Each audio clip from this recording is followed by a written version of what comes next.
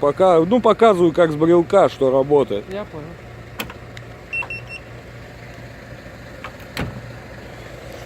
И это также.